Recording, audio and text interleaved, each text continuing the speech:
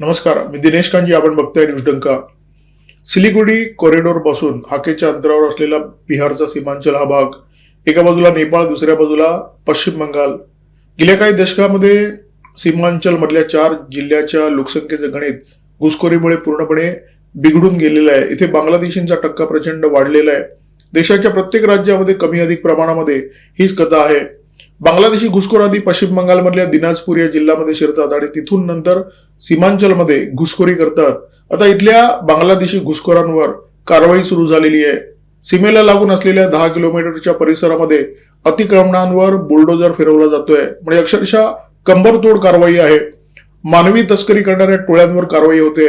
भारताच्या नागरिकत्वाचं वाटप करणाऱ्या म्हणजे घुसखोरांना बोगस कागदपत्र पुरवणाऱ्या टोळ्यांना खणून काढलं जात आहे. आणि याच विषयावर या व्हिडिओमध्ये बोलणार आहोत. परंतु व्हिडिओ सुरू करण्यापूर्वी एक छोटीशी विनंती, आमचा चॅनल सबस्क्राईब करा आणि जर आवडला तर व्हिडिओ लाईक करा, शेअर करा, हाईप करा. भारतातल्या डाव्यांच्या दृष्टीने, पुरोगाम्यांच्या दृष्टीने घुसखोरी ही काही समस्या नाहीये. बांगलादेशमध्ये प्रचंड मोठ्या प्रमाणात गरिबी आहे. त्यामुळे तिथला गरीब भारतामध्ये पोटा पाण्यासाठी येतो आणि इथे मिळेल तो कामधंदा करत असतो. परंतु गोष्ट इतकी साधी आणि सोपी नाहीये. हे वास्तव नाहीये जे पुरोगामी मांडण्याचा प्रयत्न करतात. बांगलादेशींची घुसखोरी हा एका आखीव रेखीव षडयंत्राचा भाग आहे. हे एक निशब्द आक्रमण आहे भारतावर झालेलं. याच्या मागे एक प्रचंड मोठं नियोजन असतं आणि दोन्ही बाजूच्या टोळ्या, सीमेच्या दोन्ही बाजूच्या टोळ्या या षडयंत्रामध्ये सामील असतात. या घुसखोरीच्या मागे असलेली सगळ्यात मोठी गोष्ट अनेकांच्या लक्षातच येत नाही. या घुसखोरीच्या मागे थेट बांगलादेश सरकारचा हात आहे, कारण त्यांना भारताच्या भूमीचे लचके तोडायचे आहेत. मोहम्मद युनूस जेव्हा बांगलादेशच्या सत्तेवर होते तेव्हा कोणताही अडबडदा न ठेवता ते हे अत्यंत स्पष्ट शब्दामध्ये सांगायचे. त्यांच्या आधी आणि त्यांच्या नंतर जे जे सत्तेवर आले त्यांचं उद्दिष्ट सुद्धा हेच होतं. फरक एवढाच होता की ते बोलत नव्हते, न बोलता त्यांचा कार्यभाग पूर्ण करत होते. घुसखोरांना मदत करणारी एक खूप मोठी साखळी सीमेच्या दोन्ही बाजूला कार्यरत आहे. बांगलादेशमध्ये काही सरकार पुरस्कृत टोळ्या आहेत, ज्या टोळ्या या घुसखोरांना जुजबी हिंदी शिकवण्याचं काम करतात. तर पूर्ण रोडमॅप बनवून देतात की भारतात तुम्हाला आधी कुठे जायचंय, तिथे तुम्हाला कोण भेटणार, त्याच्यानंतर ते तुम्हाला काय मदत करणार, सगळं सगळं सांगून त्यांना भारतामध्ये पाठवलं जातं. आणि त्याच्यानंतर भारतातल्या टोळ्या त्यांचा ताबा घेतात, त्यांची मदत करायला लागतात. या टोळ्यांसाठी घुसखोरी हा खूप मोठा धंदा बनलेला आहे. या धंद्याच्या माध्यमातून कोट्यावधीची उलाढाल केली जाते.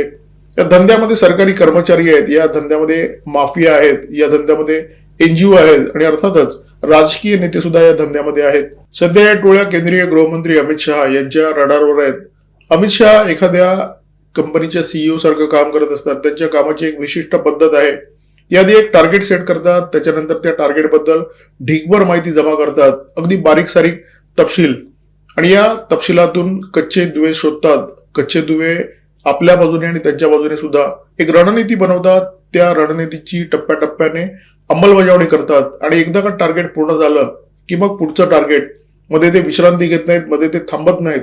एक टार्गेट पूर्ण करत असताना दुसरं टार्गेट त्यांचं पाईपलाईन मध्ये असतंच. एक टार्गेट पूर्ण झालं की दुसऱ्या टार्गेटवर काम सुरू. अमित शहा यांनी आतापर्यंत हाती घेतलेली टार्गेट आठवून पहा. पाहता क्षणी असं वाटायला लागतं की ही अशक्यप्राय टार्गेट आहेत. याच्यामध्ये यशाची शक्यता खूपच कमी आहे, जेमतेम 5%.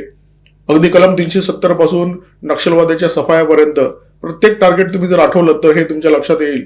यश कठीण होतं तरी सुद्धा अमित शहा यांनी प्रत्येक वेळा हे यश खेचून आणलेलं आहे त्यांच्या अफलातून रणनीतीच्या माध्यमातून. विषय जेव्हा देशाशी निगडीत असेल, संबंधित असेल, देशावर जेव्हा संकट येणार असेल, तेव्हा अमित शहा प्रचंड कठोर होतात. अजिबात दयामाया दाखवत नाहीत आणि प्रसंगी ते निर्दयी सुद्धा होऊ शकतात. आणि त्याच्यामुळे विरोधकांना त्यांचा दरार वाटतो, देशद्रोह्यांना त्यांची दहशत वाटते आणि त्यांचा सक्सेस रेट जवळपास 100% आहे. आता त्यांनी समोर टार्गेट ठेवलंय देशातून बांगलादेशी घुसखोरांचा सफाया करण्याचं, आणि या टार्गेटमध्ये सुद्धा ते 100% यशस्वी होतील याच्याबद्दल कुणाच्याही मनात शंका नाहीये. देशाच्या प्रत्येक राज्यातून नक्षलवादाचा सफाया करण्यासाठी त्यांनी 31 मार्च 2026 ची डेडलाईन घेतली होती. ही डेडलाईन त्यांनी पूर्ण केली. त्यांनी त्यांचं टार्गेट पूर्ण केलं. आता त्यांनी नवं टार्गेट हाती घेतलेलं आहे. देशाच्या प्रत्येक राज्याच्या कानाकोपऱ्यातून बांगलादेशी घुसखोरांना बाहेर काढण्याचं. बांगलादेशी घुसखोरांना त्यांनी जाहीरपणे आवाहन केलेलं आहे, आमच्या तुरुंगात जाण्यापेक्षा तुम्ही तुमच्या मायदेशी परत जा.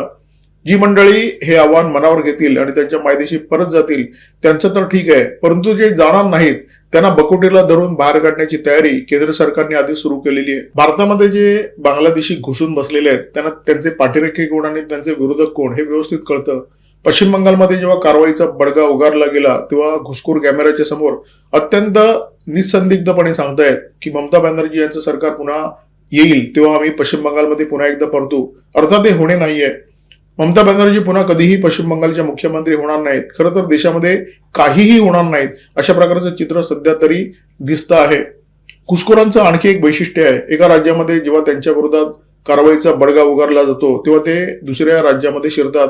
म्हणून केंद्राने एवढी एक नवी रणनीती स्वीकारलेली आहे. बांगलादेशच्या आजूबाजूची जितकी राज्य आहेत त्या सगळ्या राज्यांमध्ये एकत्रितपणे कारवाई सुरू आहे. ही कारवाई मेघालयमध्ये, मिझोराममध्ये, त्रिपुरामध्ये, झारखंडमध्ये, बिहारच्या सीमांचलमध्ये, आसाममध्ये, पश्चिम बंगालमध्ये एकत्रितपणे सुरू आहे. खरं तर ही कारवाई देशातल्या प्रत्येक राज्यामध्ये एकाच वेळी होण्याची आवश्यकता आहे. बिहारच्या सीमांचलमध्ये सध्या प्रचंड मोठी धामधूम सुरू आहे. हे क्षेत्र अत्यंत महत्वाचे आहे कारण सामरिकदृष्ट्या अत्यंत महत्वाच्या असलेल्या सिलिगुडी कॉरिडॉर पासून सीमांचल अवघ्या 80 किलोमीटरच्या अंतरावर आहे. म्हणजे हाकेच्या अंतरावर तुम्ही म्हणू शकता. सिलिगुडी कॉरिडॉर बद्दल तुम्हाला माहिती आहे, ईशान्य भारताला उर्वरित भारताशी जोडणारा चिंचोळा पट्टा 22 किलोमीटर रुंद आणि 60 किलोमीटर लांबीचा हा पट्टा आहे. सामरिकदृष्ट्या अत्यंत महत्वाचा असा पट्टा आहे आणि हा सिलिगुडी कॉरिडॉर चिकन नेक या नावाने सुद्धा ओळखला जातो. आणि ही चिकन नेक मजबूत करण्याचं काम सध्या केंद्र सरकारने हाती घेतलेलं आहे. सीमांचल भागामध्ये बांगलादेशी घुसखोरीची समस्या आहे. सीमांचलचे 4 जिल्हे, त्यांची मी तुम्हाला आकडेवारी सांगतो, अत्यंत भयावह अशा प्रकारची आकडेवारी आहे. बांगलादेशी घुसखोरीमुळे इथल्या लोकसंख्येचं गणित एकदमच बदलून गेलेलं आहे, बिघडून गेलेलं आहे. किशनगंज हा जो जिल्हा आहे त्या जिल्ह्यामध्ये मुस्लिमांची टक्केवारी 68 पर्यंत गेलेली आहे. कटिहारमध्ये ती 43% आहे. अरेरियामध्ये 38% आणि पूर्णियामध्ये जवळजवळ 37% मुस्लिम लोकसंख्या आहे. भारत बांगलादेशच्या सीमेच्या दोन्ही बाजूला मानवी तस्करी करणाऱ्या टोळ्या आहेत आणि या टोळ्या तस्करीच्या माध्यमातून दरवर्षी कोट्यावधीची माया कमवतात. भारतामध्ये जेव्हा एखादा घुसखोर शिरतो तेव्हा तो काही हवा खाऊन पाणी पिऊन आपलं पोट भरू शकत नाही. त्याच्या पोटापाण्याची सोय केली पाहिजे, त्याच्या निवाऱ्याची सोय केली पाहिजे, त्याच्या कामधंद्याची सोय केली पाहिजे.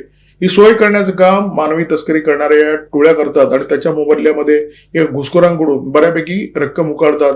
या रकमेचे जे व्यवहार आहेत ते एकतर रोकडीमध्ये होतात किंवा हवालाच्या माध्यमातून होतात. निवाऱ्याची सोय झाल्यानंतर पोटापाण्याची सोय करायची, या मंडळींची पोटापाण्याची सोय लावून देण्यात येते. जवळच्या एखाद्या उपनगरामध्ये एखादा फुटपाथ देण्यात येतो, तिथे विकण्यासाठी माल दिला जातो. ही सगळी मदत त्यांना हे एजंट करत असतात, त्याच्या मोबदल्यामध्ये पैसे घेत असतात, त्यांना कागदपत्र बनवून देत असतात आणि ही मंडळी हळूहळू करून भारताचे नागरिक बनण्याच्या दिशेने आपला प्रवास सुरू करतात. सीमेवरून जेव्हा तुम्हाला घुसखोरांना भारतामध्ये आणायचं असतं तेव्हा तुम्हाला सीमा सुरक्षा दलाला चकवा द्यावा लागतो, सुरक्षा यंत्रणांना चकवा द्यावा लागतो आणि अनेक ठिकाणी रस्ते अत्यंत खराब असतात. सीमांचलमध्ये तर खूप खराब रस्ते आहेत. त्यामुळे इथे वेगवान हालचाली करण्यासाठी हे सगळे जे टोळीवाले आहेत, मानवी तस्करीमध्ये गुंतलेले जे सगळे गँगस्टर आहेत, ते काय करतात, ते अत्यंत दणकट आणि वेगवान अशा महिंद्राच्या जीप वापरतात. म्हणजे त्यामध्ये थार असतात किंवा बोलेरो असतात. त्याच्यामुळे या सगळ्या गँग्सना तिथे महिंद्रा गँग म्हणून ओळखलं जातं. सीमांचल भागामध्ये सुरक्षा दलाने जी कारवाई केली आहे त्याच्यामध्ये अनेक बनावट कागदपत्र जप्त करण्यात आलेली आहेत. म्हणजे एकदा त्यांचे ठिकाणे कळले, त्या ठिकाणांवर छापामारी झाली, तिथे तुम्हाला शेकडोच्या संख्येने आधार कार्ड सापडली, रेशन कार्ड सापडली, पॅन कार्ड सापडली, सगळी कागदपत्र बनावट, परंतु इतकी हुबेहूब की अस्सल कागदपत्र त्याच्यासमोर झक मारतील इतकी हुबेहूब ही सगळी कागदपत्र आता मोठ्या प्रमाणामध्ये जप्त करण्यात येत आहेत. मानवी तस्करीच्या माध्यमातून या महिंद्र गँग्सनी कोट्यावधीची माया जमवलेली आहे आणि त्याच्यातून एकतर मालमत्ता निर्माण केली, बँकेमध्ये ही बेकायदा माया जमा केली. आता ईडीच्या माध्यमातून या सगळ्या मालमत्तेवर टाच आणण्याचं काम सुरू आहे. ही जी बँक खाती आहे ती गोठवण्याचं काम सुरू आहे. म्हणजे यांच्या अवैध मालमत्तेवर टाच आणण्याचं काम केंद्र सरकारने सुरू केलेलं आहे. बिहारमध्ये जेव्हा विधानसभेच्या निवडणुका होत्या तेव्हा प्रत्येक प्रचार सभेमध्ये एकतर पंतप्रधान नरेंद्र मोदी किंवा केंद्रीय गृहमंत्री अमित शहा यांनी जनतेला आश्वासन दिलं होतं की जर आमची सत्ता आली, म्हणजे राष्ट्रीय लोकशाही आघाडीची सत्ता आली, तर बिहारमधून प्रत्येक बांगलादेशी घुसखोराला आम्ही उचलून फेकून देऊ. आणि त्या आश्वासनाची पूर्तता करण्याचं काम आता केंद्र सरकारने सुरू केलेलं आहे. केंद्रीय गृहमंत्री अमित शहा यांनी अलीकडेच अरेरियाला भेट दिली आणि तिथे त्यांनी 7 जिल्ह्याच्या जिल्हाधिकाऱ्यांची आणि पोलीस अधीक्षकांची बैठक घेतली. त्या बैठकीमध्ये त्यांनी घुसखोरी रोखण्यासाठी काही महत्वाचे आदेश दिलेले आहेत. त्याच्यामध्ये एक आदेश अत्यंत महत्वाचा आहे. सीमांचल भागामध्ये पश्चिम बंगालच्या सीमेला लागून एक 10 किलोमीटरचा पट्टा आहे आणि या पट्ट्यामध्ये जितकी अनधिकृत अतिक्रमण आहेत, बांधकाम आहेत, त्या सगळ्या बांधकामांवर बुलडोजर फिरवण्याचे आदेश अमित शहा यांनी दिलेले आहेत. बांधकामांची संख्या अक्षरशः हजारोमध्ये आहे. या बांधकामांची माहिती जमा केली जाते, त्यांचे फोटो काढले जात आहेत. या बांधकामांसाठी कोणी पैसा पुरवला, तो पैसा कुठून आला, त्या पैशाचा माग काढण्याचं काम केंद्रीय तपास यंत्रणा करतायत. कारण ही गोष्ट अत्यंत महत्वाची आहे. कारण कुत्र्याची छत्री पावसामध्ये उगवावी त्या प्रकारे या सीमावर्ती भागामध्ये मोठ्या संख्येने बांधकामं झालेली आहेत. मोठ्या मोठ्या इमारती, मोठे मोठे मॉल इथे तयार करण्यात आलेले आहेत आणि त्या सगळ्याचा आता सफाया होणार आहे. हा भाग साफ करण्यात येतोय. इथे सफाई मोहीम अगदी वेगाने सुरू आहे. सीमा भागामध्ये जर तुम्हाला सुरक्षा मजबूत करायची असेल तर तुम्हाला तिथे मजबूत रस्ते बांधणं भाग आहे. सीमांचलमध्ये 554 किलोमीटरचा रस्ता बांधण्याचं काम सुरू झालेलं आहे. पश्चिम चंपारण मधून हा रस्ता सुरू होतो, त्याच्यानंतर पूर्व चंपारण, त्याच्यानंतर सीतामढी, मधुबनी, सपोल, तिथून अररिया आणि अखेरचा त्याचा जो टप्पा आहे तो आहे किशनगंज. देशभरामध्ये अनेक रस्ते बनले जातात. हा रस्ता त्यापैकी एक असला तरी याचं थोडंसं वेगळेपण आहे. या रस्त्याच्या माध्यमातून अनेक दुर्गम गावं आणि सीमा सुरक्षा दलाच्या चौक्या थेट राष्ट्रीय महामार्गाशी जोडल्या जाणार आहेत आणि त्याच्यामुळे सुरक्षेच्या दृष्टीने हा रस्ता अत्यंत महत्वाचा आहे. इथे सीमा सुरक्षा दलाच्या चौक्यांची संख्या वाढवण्यात येईल अशा प्रकारची घोषणा अमित शहा यांनी अररियामध्ये केलेली आहे. इथे सीसीटीव्ही आणि ड्रोनच्या माध्यमातून नजर ठेवण्यात येणार आहे. केंद्र सरकारच्या ही बाब अत्यंत स्पष्टपणे लक्षात आलेली आहे. जर तुम्हाला सिलिगुडी कॉरिडॉर सुरक्षित करायचा असेल तर फक्त तो कॉरिडॉर नाही, त्या कॉरिडॉरचा आजूबाजूचा भाग सुद्धा तुम्हाला सुरक्षित करावा लागेल. तिथे खूप मोठ्या प्रमाणामध्ये साफसफाई करावी लागेल. तिथे जर रस्ते चांगले नसतील, तिथे जर अतिक्रमण असतील, तिथे जर मानवी तस्करी करणाऱ्या टोळ्यांचा धुमाकूळ असेल तर सिलिगुडी कॉरिडॉर कधीही सुरक्षित होऊ शकत नाही. ही बाब लक्षात घेऊन केंद्र सरकारने आता खूप जोरदार कारवाई सुरू केलेली आहे. सिलिगुडी कॉरिडॉरला ही कारवाई मजबूती देणारच आहे.